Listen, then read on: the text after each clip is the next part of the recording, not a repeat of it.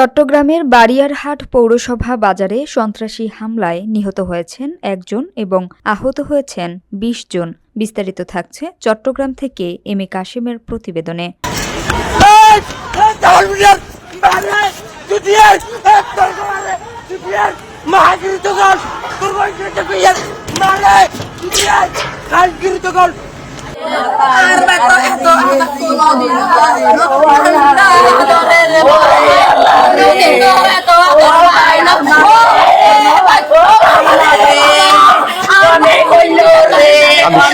দোয়া করে তাহলে দোয়া কর।